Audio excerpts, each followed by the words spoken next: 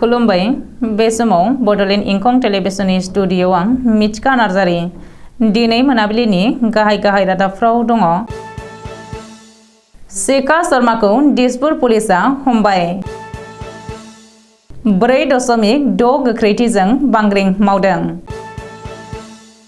मोनसे थानायावनो 3 बोसोरनि बांसिन थानाय गासैबो पुलिस जवानखौ सोलाय-सोल' खालामनो डिजिपिनि बिथोन। ब्रयलार बेदर जानानै सा 7आ देहा फाहामसालियाव। दिग्बयआव गिख्रंथाव लामा जाब्रथाय 4 सुबुंनि जिउ खहा आरो सासे गोब्राब जोखोम। आफां आसामाव फैगौ 19 जुनसिम गोबां अखा हादों फोरमायदों बोथोर बिगियान। जम्मु काश्मीराव आर्मिनि गुलिजों 7 पाकिस्तानी थिउरिया थैदों। हारियारि दाङाबाजिनि उनाव मणिपुरा आथिखालाव दावहाथिलिनि महर लादों। मानास बासबारिनिफ्राय सालबारिसिम थांनाय लामानि हालोदा गाहाम नङा। दानिया फैदोनि आबुं रादाबाव।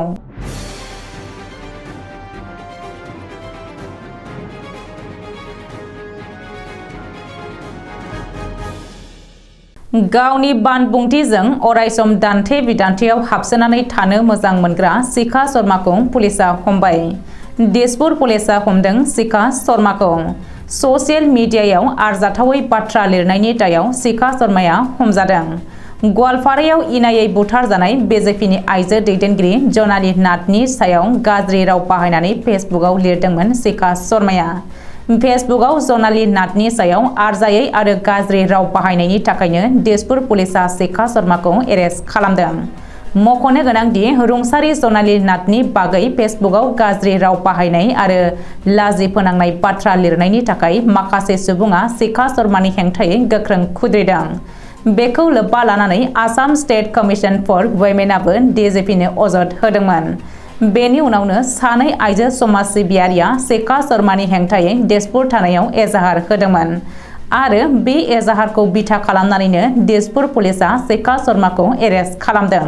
ओरैहाय शिखा शर्माया रायजोआव जानाय जायखिजाया आयदायावनो दान्थे-बिदान्थे जाहोनाय बानबुंथाय होनानै गावखौनो बयजोंबो सिनायथि जानो नाजाबोगासिनो दं होननानै माटियानि माखासे आइजोफोरा अजद होदों आरो सासे आइजो जानानै आइजोखौ मान होनो रोङिया जोबोद लाजिथाव होननानै बुंदों।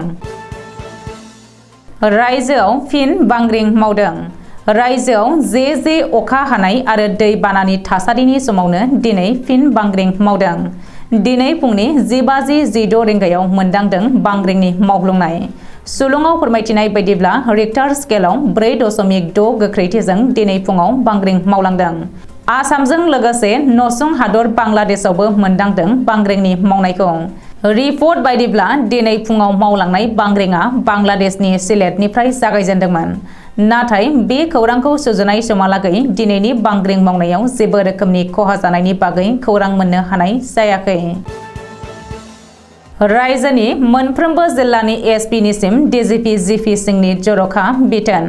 आसाम पुलिसखौ मोजाङै दाफामफिननायनि थांखियै रायजोनि गंफ्रोमबो पुलिस थाना, पुलिस आउटपस्ट, बर्डार पुलिस आरो ट्रेफिक पुलिसनि मोनफ्रोमबो जवानफोरनि रिपर्ट बिदों डिजिपिआ।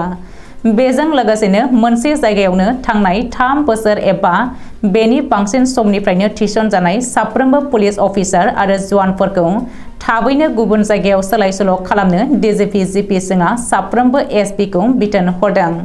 मिथिनो हानाय बायदिब्ला बे खान्थिया हमगार्ड जवाननिफ्राय लानानै आसाम पुलिसनि गासैबो कनस्टेबल, साब इन्सपेक्टर आरो इन्सपेक्टरनि सायावनो गोहोम गोग्लैगोन। मख'नो गोनांदि एसपिफोरा 3 बोसोर एबा बेनि बांसिन सम मोनसे जायगायावनो थानाय पुलिस अफिसार आरो जवानफोरखौ थाबैनो सोलाय-सोल' खालामनानै बेनि रिपर्टखौ डिजिपिनो गथायनांगोन। बेनि अनगायैबो मोनसे पुलिस थानायावनो लान्थ्रियै 7 बोसोर एबा मोनसे मासियावनो थाबाय थानाय साब इन्सपेक्टरफोर आरो बिसोरनि गोजौ रेंकनि अफिसारफोरनि फारिलाइबो बिदों डिजिपिआ। बे गासैबो रिपर्टखौ मोनफ्रोमबो जिल्लानि एसपिआ डिजिपि जिपि सिंहनो थाबैनो गथायनो नांगोन। ब्रयलार बेदर जानानै सा 7आ देहा फाहामसालियाव थाहैनो गोनां जादों। जनायाव जादों बे जाथाया। मिथिनो हानाय बायदिब्ला जनायाव बिस गोनां दाउ ब्रयलार बेदर जानानै सा 7 सुबुङा जब्रायाव गोग्लैदों। ब्रयलार बेदर जानानै देहा फाहामसालियाव थाहैनायफोरनि गेजेराव उन्दैसाफोरबो दङ। रिपर्ट बायदिब्ला जनायनि आदि लेखु गामिनि थागिरि प्रबिन टायें मुंनि सुबुङा बिजामादैखौ जाहोनो थाखाय ब्रयलार बेदर लाबोदोंमोन आरो बृहस्पतिबारखालि सानजौफुआव ब्रयलार बेदरजों बोथिसे स्राय जादोंमोन। नाथाय बेनि उननिफ्रायनो नखरनि गासैबो उदै सानाय, खिनाय, गोबानाय, खर' गिदिंनाय बायदि जायो। ब्रयलार बेदर जानानै जब्रायाव गोग्लैनाय साबा उन्दैसाफोरजों लोगोसे सा 7 सुबुंखौ साखाथिनिनो देहा फाहामसालियाव थिसननाय जायो। नाथाय बिसोरनि देहाया मोजाङाव फैयैनि थाखाय दिनै फुङावनो बिसोरखौ जनायनि सिभिल हस्पिटालाव थिसननाय जायो। बबेखानि ब्रयलार बेदर जानानै देहा फाहामसालियाव थाहैनांनाय सुबुंफोरखौ फारियै राकुट केमेरे गामिनि जर्ना भेगु, बाकिन भेगु, आदि लुखु गामिनि रुहिमा टायें, आपुन टायें, लेखु जेलेम गामिनि माइकेल टायें आरो आयुन गामिनि रेमि फाव होनानै सिनायथिनो होदों। बेनिनो जेरिना मरां मुंनि सासे उन्दैसानि देहाया गाज्रिसिन हालोदाव आरो गोजौ फाहामथायनि थाखाय फसिकाटआव दैथायहरनो गोनां जादों होननानै मिथिनो हादों। दिग्बयआव गिख्रंथाव लामा जाब्रबथाय जादों। बे गिख्रंथाव लामा जाब्रबथायाव मोनसे नखरनिनो सोमोन्दोआरि 4 सुबुङा जिउ गोमानायजों लोगोसे सासे सुबुङा गोब्राब जखम जादों। जिउ गोमानाय 4 सुबुंनि गेजेराव 2आ आइजो। गलायनि टार्मिनेल मोखाङाव फांसे दंफाङाव गंसे टाटा टियाग' गारिनि सौग्रावनायाव बे गिख्रंथाव लामा जाब्रबथाया जादों। मिथिनो हानाय बायदिब्ला थांनाय हराव हाबा जानानै न' फारसे गिदिंलांफिननाय समावनो गोब्राब अखा हानायनि थाखाय बे गिख्रंथाव लामा जाब्रबथाया जादों, जेराव 3 सुबुङा जाथायसालियावनो जिउ गोमायो आरो गुबुन सासेया देहा फाहामसालियाव। रिपर्ट बायदिब्ला जाब्रबथाय जानाय टियाग' गारियाव 2 आइजोजों लोगोसे 3 हान्थियारि दङमोन। बबेखानि बे गिख्रंथाव लामा जाब्रबथायाव जाथायसालियावनो जिउ गोमानाय 3 सुबुंखौ फारियै जागुननि अमृत दत्त, लिडु बाजारनि दिशा पेगु आरो जुभास पेगु होननानै सिनायथिनो हादों। गुबुन फारसे साधना भेगु आरो रतन भेगु मुंनि 2 सुबुंखौबो गोख्रैनो देहा फाहामसालियाव लांनाय जादोंमोनब्लाबो साधना भेगुआ डिब्रुगड़नि गंसे देहा फाहामसालियाव ट्रिटमेन्ट सोलिफुनाय समावनो जिउ नागारो। बबेखानि रतन भेगुआबो जोबोद गोब्राब हालोदाव देहा फाहामसालियाव फाहामथाय लागासिनो दं होननानै मिथिनो हादों। गुवाहाटी बरजाराव थानाय बोथोर बिगियान मिरुनि मोनदांथि बायदिब्ला आफां आसामनि क'क्राझार, चिरां, बङाइगाव, खोला सालमारा, धुबुरी, बाक्सा, बरपेटा आरो नलबारि जिल्लायाव फैगौ 19 जुनसिमहालागै गोबां अखा हागोन। बेनि अनगायैबो बारहुंखा बारनायजों लोगोसे आरो सारअन्थाइ एबा बज्र गावनायजों गोबां खहा जानोबो हागौ होननानै रायजो राजाखौ सांग्रांथि होदों। गोजौआव मख'नाय आफां आसामनि माखासे जिल्लायाव रेड एलार्ट जारि खालामनानै गुवाहाटी मेट्र'लजिकेल बिफाना मिथिहोदों दि गोबां अखा हानाय समाव गेदेर गेदेर दंफां सिङाव जाहाथे रावबो थाया। मानो होनोब्ला बे समाव सारअन्थाइ गावनाया बिफां फारसे बोबथाबो आरो बांसिन समाव बिफांफोरावसो बज्र गोग्लैयो। जम्मु काश्मीरनि सा बाहागो कावबारायाव बृहस्पतिबारनि हराव आर्मी आरो पाकिस्तानी थिउरियाफोरनि गेजेराव मोगा-मोगि गावलायनायाव गासै 7 थिउरियाफोरा गावथारजादों।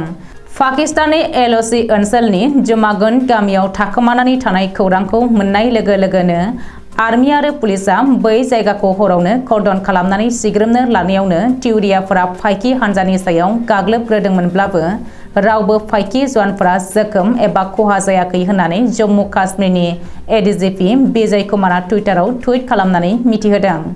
मख'नो गोनांदि बेनि सानसे सिगाङावबो पुन्स ओनसोलाव फाइकिफोरा थिउरियाफोरखौ गावथारनानै गोबां हाथियार बोखांनो हादोंमोन। मणिपुरनि गासै मोन 11 जिल्लायाव नखर बिफाना कारफिउ होफिननो गोनां जादों। बुधबारखालि 9 सुबुं थैनायजों लोगोसे 10 सुबुङा जोखोम जानायनि उनाव मणिपुरनि इम्फल नोगोराव बृहस्पतिबारखालि खुद्रिनाय रायजो राजाया राजा लामायाव ओंखारबोयो आरो रैखाथि हानजाजों नारा-नाथा दावहा जायो। जाहोनाव आरएफनि गोबां जवानफोरा जोखोमबो जानांदों आरो पाब्लिकफोरा गंसे न'खौ सावनानै होयो।